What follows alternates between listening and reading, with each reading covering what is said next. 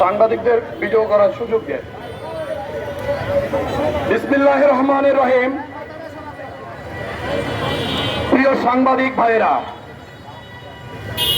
24 আন্দোলনের নেপথ্যের নায়ক যারা, সূর্য সৈনিক যারা, তাদের অবদানকে যারা কটূক্তি করছেন, যাদের অবদানকে যারা স্বীকৃতি দিতে বিভিন্ন তালবাহানা করছেন, তাদের আসিফ নজরুল সহ তাদের অন্তর্ভুক্ত যারা রয়েছেন, আওয়ামী ফ্যাসিস্ট যারা রয়েছেন, তাদের আজকের এই জুলাই ঐক্য পরিষদ থেকে আমরা অনতিবিলম্বে তাদের পদত্যাগ এবং সুষ্ঠু একটি সিদ্ধান্ত আসবে বলে দপ্তর থেকে আমরা মনে করি।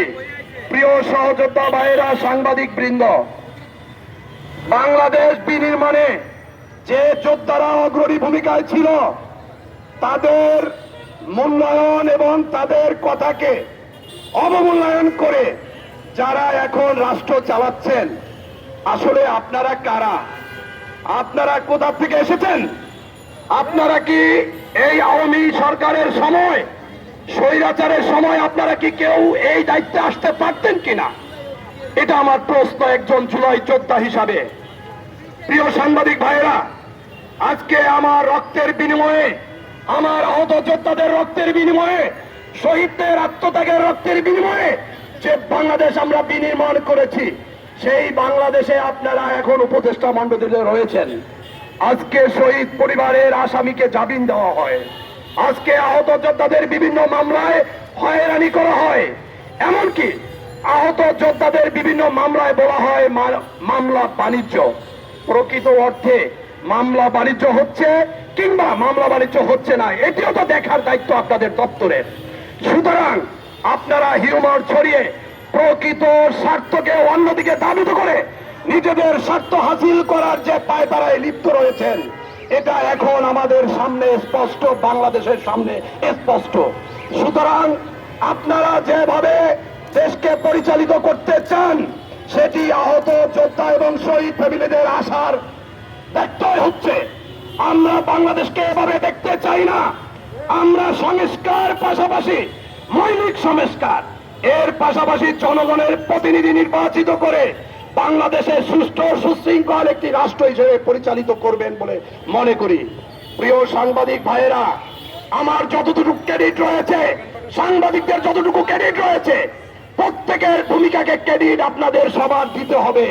যেহেতু এই আন্দোলনে অল্প গুটি কয়েক সাংবাদিকও যদি রাস্তায় ছিল, তাদের ক্রেডিটও দিতে হবে। যে জুলাই যোদ্ধারা রাস্তায় ছিল, তাদের ক্রেডিট জুলাই যোদ্ধা হিসেবে দিতে হবে। যে শহীদ ফ্যামিলি এই ভূমিকায় ছিল, সন্তান হারিয়েছে, পিতা হারিয়েছে, তার ভাইকে হারিয়েছে, তার কৃতিত্ব দিতে হবে। তাদের কথা শুনতে হবে, তাদের কথা শুনে দেশ পরিচালিত হবে। প্রিয় সাংবাদিক ভাইয়েরা, আজকে আমরা বিভিন্ন ষড়যন্ত্র দেখছি। এই দেশের গণতান্ত্রিক আন্দোলনে একটি সুশৃঙ্খল নির্যাতিত নিপীড়িত দল হচ্ছে বিএনপি। আমরা 17 বছর দেখেছি বিএনপি নির্যাতিত হয়েছে আওয়ামী সরকারের দ্বারা। সে সময় রাস্তায় দাঁড়ানোর মতো দুঃসাহস কেউ দেখায়নি।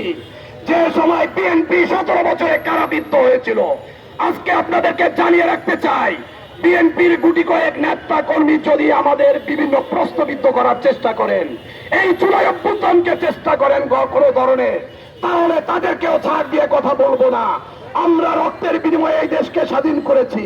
প্রিয় নেতৃবৃন্দ, একটি কথা আপনাকে জানিয়ে রাখতে চাই, আজকে জামাত ইসলাম বলেন, এনসিপি বলেন, বিভিন্ন সংগঠন বলেন, এই সব সংগঠন দাঁড়িয়েছে আমার রক্তের উপরে, শহীদদের রক্তের উপরে।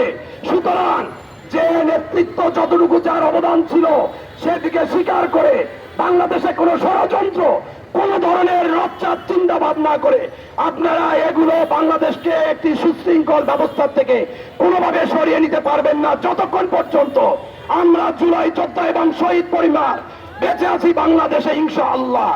প্রিয় সাংবাদিক ভাইয়েরা, সর্বশেষ জুলাই ঐক্যকে আমরা ধন্যবাদ জানাই। পূর্ণভাবে সম্মান মর্যাদায় প্রতিষ্ঠিত না করা হয়, তাহলে আমরা রাজপথে যেতে বাধ্য হব। সেই আমাদেরকে বাধ্য করবেন না রাজপথে আবার দাঁড়ানো। এই সরকার গণ অভ্যুত্থানের সরকার। সুতরাং আমরা কোনো বিশৃঙ্খলা চাই না, সুন্দর সুষ্ঠুভাবে আমরা এগিয়ে যেতে চাই। সবার সহযোগিতা একান্ত কাম্য। আসসালামু আলাইকুম।